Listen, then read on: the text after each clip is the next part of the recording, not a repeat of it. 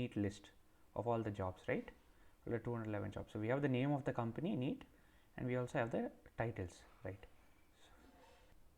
Hey guys, hope all of you are doing good. Welcome back to the channel and welcome to another video. In today's video, we are going to understand how to scrape job details of LinkedIn using Python. Okay, it's going to be pretty interesting. So we'll be looking at scraping the details in this URL. So I put marketing data analyst in Berlin, Germany. We have this many jobs, and you have the jobs, right, as you see below. Okay, so step number one, as usual, we need to import certain packages. So I have just stored them in like a notepad file. I'll put this also in my GitHub code. You can use it. Okay, so pandas you will already know, OS you will already know. So we need to import a package called Selenium. This is to kind of do automated web scraping. Okay, if you have not installed Selenium already on your Jupyter Lab, what you can do is you can go here and type Selenium install Anaconda. Okay, and you can just go to this document, scroll down, and all you need to do is just run this command, right? Conda install. You can use like Conda prompt and just try to run this. Okay, I already have it installed, so I'm not going to run it, but you can just type enter. After putting it here, the package will install by itself. Okay, once you've installed the package, you can import it, and from Selenium we are importing WebDriver. This is how we are going to access, say for example, Google Chrome to open this data, and a few other packages are also being imported. This is to, for example, click on a button or scroll through a page or things like that. To do that, we import these set of packages, so it's good to have all of them ready. Okay, this is step number one. Step number two is how do we actually access Google Chrome. For that, we have this concept called as WebDriver. Okay, so what you can do is you can just run this one line of code. Okay, but before you run that, you need Chrome driver installed in your computer. So to install Chrome driver, just do this, go to Chrome driver and just go in here. Okay, whatever is your current version of Chrome, whether it's 104 or 105, click on that. Then depending on whether using Linux, Mac, download the zip file, and the zip file contains an exe file. Okay, so load that somewhere in your computer, have it ready. Once that is done, you just say webdriver.chrome executable path equal to, and here put the directory where you have that Chrome driver file. Okay, using this syntax, and that should be good. Okay, and just one more thing, so we will also take the URL we are going to use for today's understanding. I'm going to just copy this URL. Okay, and I'm going to put that here. I'll call it, say, URL1 or something like that.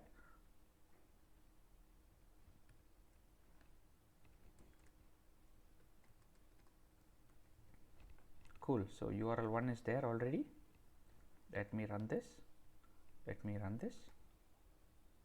Okay, done. And basically, once you run this command, you will see what happens. If you see, automatically a Google Chrome gets opened. You see, I didn't do anything. It automatically gets open and gets set up, right? That is what is happening with this command, right? It automatically opens Chrome. So once it opens Chrome, what do we need to do? We want it to open the URL, right? So I will just say driver.get of URL1 to open that specific URL, which I showed you now, this one basically. And after that, we will also say this command. Okay, implicitly underscore wait and say for 10 seconds. This is to make sure once the URL loads, you give it a little bit of time for all the contents of the page to load, right? Just for safety. Okay, so let me, for example, close this and run the whole thing again. Let's see what happens. Okay, as you see, it automatically opened, and it automatically opened that page, right? The page that we want. Okay, so it's loaded now, which is great. I didn't click on anything, right? I just ran the code, that's it. Okay, so now once this is loaded, let's just quickly have a look at another thing. Okay, so if I scroll down here, you see it auto scrolls, and there are more and more jobs to load, right? So first of all, we need to communicate this to Python to continue this scrolling through the page. Okay, that is point number 1. And you'll notice at one point, as I keep scrolling down, what happens is basically you will encounter a button called see more jobs. You need to click on the button to actually even move further, right? There are even more jobs in the page, right? But at once there are only 20 or 25 jobs that are loaded. As you scroll down, you get some jobs. If you click on the see more jobs button, you will get more jobs. Okay. So we need to communicate to Python two things. One is to continue this scrolling, and whenever it encounters this button, see more jobs, we need to make sure Python can click on it. Okay, that is there. Just keep this in mind. One more thing that we need to notice is, for example, we want to get this 211, right? This number, what we can do is, I can just say right click, okay, and click on view page source. And let me search for 211 to find the class name, and you will find the class name here. Okay, so it is a span class, name of the class is this, and the value is 211, right? So let's bring this in. So how we can find this class is, basically I'll insert one more cell here. Okay, let me say n equal to, so for this we can use this function. Let me put it here.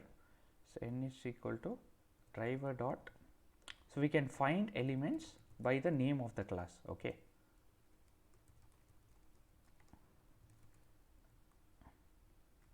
and I will simply say this. Okay, we'll try to find the first index, like, and then we need the text from that, so we'll say dot text. Okay, so we are finding by class name, trying to get the value.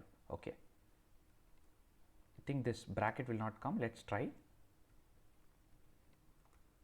Okay, so this is run. Now let's check n. You see it's 211, but you see it's kind of like a string. Okay, so to convert that, say I'll call a new thing called y. Okay, I'll say pd dot to numeric. You might have seen this in the previous video, like converting the string to numeric basically, right? And now if I check for y, you'll see 211 and it's a proper numeric thing. Okay, this is the number of jobs we have. Now comes the important step, that is to communicate to Python those two things. Going back here, one is to keep scrolling, and whenever it encounters that see more jobs button, we also tell to Python, hey, please click on the button. Okay, how we are going to do that? Let's do it step by step. Okay, first of all, we'll declare a variable, say I equal to 2 or something like that, and we'll use a while loop. Okay, if you remember, in every scroll we were loading about 20 jobs, right? So say there is 211 jobs, we probably need around 11 or 12 scrolls. Okay, so depending on that we will declare the value for I. So we need 10-12 scrolls, so probably we can just declare a number slightly higher. Let me say while I less than or equal to, say 15 or 16, just a few numbers higher than 20 scrolls into, say 11 scrolls into 20 jobs, it's 220 jobs. So yeah, let's keep it at 16, right? Little more than 11 or 12. Okay, so whenever I is less than or equal to 16, what happens is, first of all, we need to tell it to scroll automatically. Okay, so for that there is a function. Again, this you can do by simple googling to say keep scrolling or infinite scroll in Selenium. If you just search on this and yeah, you can just go to any Stack Overflow article and spot for this kind of pattern that you see here, the window dot scroll to. So this is enough. Okay, let me just scroll a little more to the right. So this is what we would need. Okay,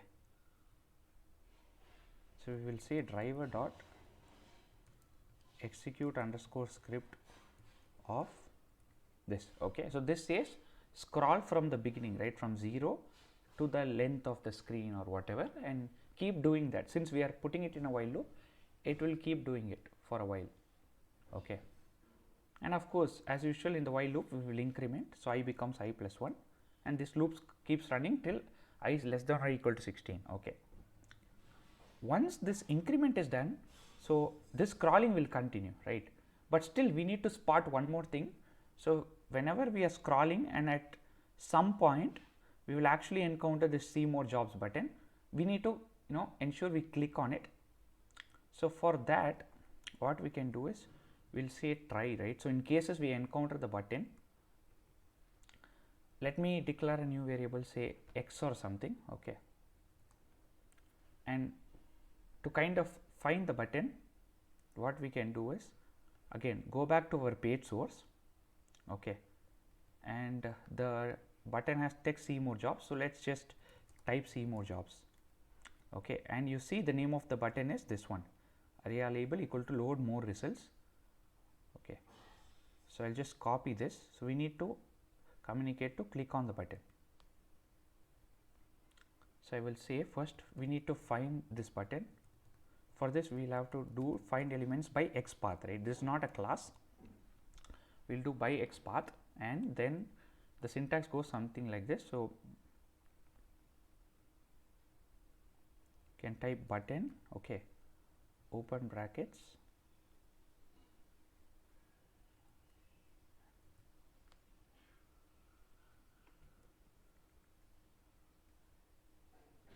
and you can make this the one inside into single quotes, as it's kind of like a text. Okay. So you can do this. So and also according to the syntax we need to put something like this. Okay. You say button of whatever, right? Array label equal load more results. First find it. Okay. Step number 1. Step number 2, again we'll say execute script, and then we need to actually click on it. For that we will say arguments of 0, okay, dot click, right? So we basically want to communicate to click on it. Okay, then put a semicolon. This is how the syntax works. So you find that particular x path, basically the button, and then communicate it to click on it. Okay, and once it finds and it clicks, we will give it a couple of seconds to wait. For that we could say time dot sleep of say 3 or something like that. Okay, this is in cases we find the button. Okay, what if at some point there is no button, like the page finishes loading? So in that cases we have to do the except condition. Okay, so in except I will say so pass, okay, and again just leave for like a few seconds, again maybe 3 or 4 seconds.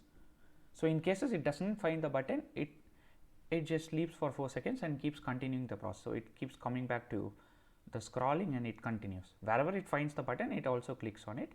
This will continue for 15-16 scrolls basically, and it will be done, and all our jobs will usually be loaded. Okay, this is a simple loop. Okay, once we are here, let's try to maybe rerun this, open the driver again. Okay, and every time it loads, sometimes it gives like same number, it might be 212, 213. So LinkedIn jobs keep updating, so never mind that minor difference, but yeah, we have this. Okay, and we missed one small thing here. It's actually find element by x path, not elements. Okay, and one more thing is, so when we say click, we have to indicate which button to click, otherwise it cannot click. So we'll say comma x, right, because x is through which we are finding the button. Okay, once this is done, I will just say run and see the script. Now I'll open this. You'll see it's auto scrolling. My mouse is parked there. I'm not even touching the screen, and it's fantastic, right? It's auto scrolling basically. And more importantly, you will notice now as we scroll down further and we encounter see more jobs, it is clicking it automatically. I'm not doing anything, right? Again, it's clicking it automatically.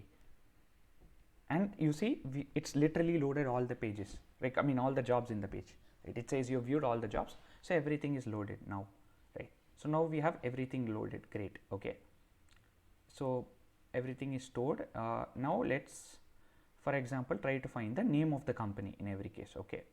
So going back to our page source. Okay. For example, say we have this company, right? First company is say Vinted. Okay. Let me search for Vinted to find the class where the name of the company is. Okay. You see, can keep scrolling down.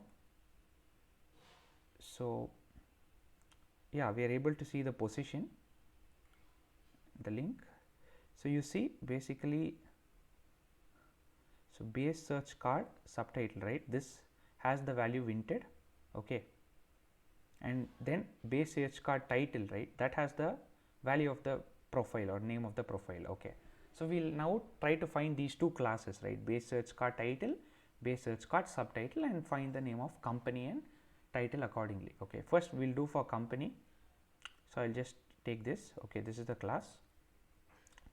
So again, for example, let me put company name initially as say a blank list like we usually do. Okay. And then I'll do a loop. So for say let's say new j in range of n, right? So n was the not n, actually y. Okay. So y was the kind of like number of jobs. So we'll say for j in range y. Okay.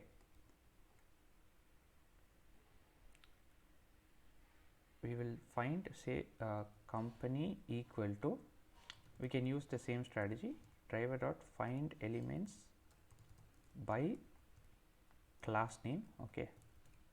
Open the bracket, put this. Okay. And basically the same thing, right? Instead of 0, we will say j of j dot text. So we'll scroll to everything. Okay. So we'll put this under try. Okay. And then we will say company name dot append of company. Okay. This is step number 1. But in case the complete thing finishes, so except, we'll say index error, right, where it kind of finishes. In that case, we will say print say for example done. Okay.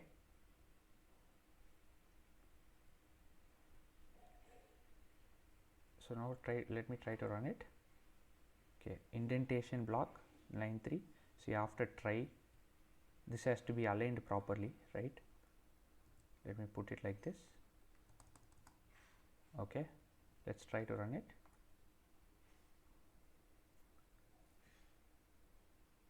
Okay. Okay. I didn't run this empty list. So let me run it. And now let me run this again.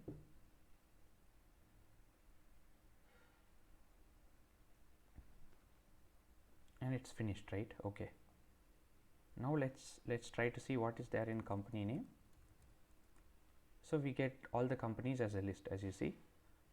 So Wayfair is the last one and Vinted is the first one. We get the list of company names. Well, let me clear the output. And similarly, right, same like company name, we can do for title as well. So I will just copy the same code. Okay. And for title, I'll declare a list like say title name equal to blank.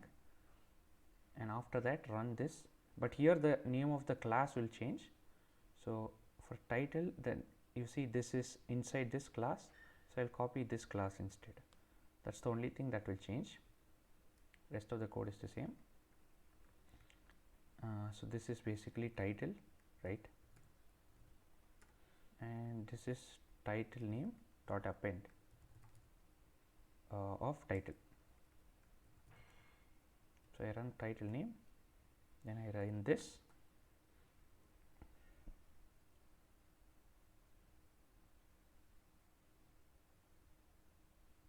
Okay, this is done. Now let's check for title name. Again, we get the list of title, data analyst, business data analyst, and so on. Now we also have the titles, right? So we've done a good job. We clear this output. Now let's try to convert each of them. So I'll say company final equal to, we'll try to convert each of them to a data frame. Okay. PD dot data frame of this is company name. Give for columns, I'll give it a name like say company. Okay, so I'll do this. Similarly for title, I'll convert it into a data frame as well. I'll say pd.data frame of title name comma columns equal to, I'll give it say a name title. Okay, so this is done. Now we can try to join these two data frames. So I'll say company final dot title final dot join actually, and I'll give this a name like final. Okay, so we run that. Now we'll see what is there in final. So you see now we get a neat list of all the jobs, right? The 211 jobs. So we have the name of the company neat, and we also have the titles, right? So once we have this, so you see Vinted data analyst was the first job. To cross check, you can go here and see what was the last job. Wayfair working student intern EU major promotion was the last job here, and we have the same thing here. So we've imported all the data. Okay, now to write this to your folder, you could just say what was the name of this. It was final, right? So you'll say final dot 2 underscore CSV of, we'll give it a name. So LinkedIn job details dot CSV. You can save it like this, and now it will be saved in my folder, this CSV. So when I say LinkedIn job details, you see it's been saved just now. I load it, we get this neat Excel like CSV file with the data, name of the company, name of the title, name of the company, name of the title. We get it for everything, right? So we have done with this. So as you see, it was pretty straightforward, few lines of code, but yeah, if you follow it, you will understand it quite straightforward. Okay, let's try to do one more final thing. What if we want to get the links to most of these jobs? Okay, how can we do that? So again, for that, let us go back here, and wherever we have the link of the job, right?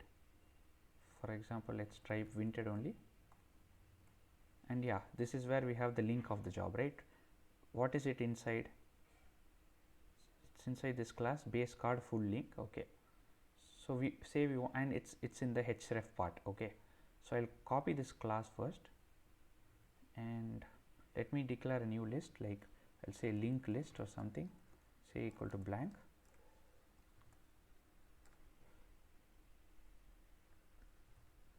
and then again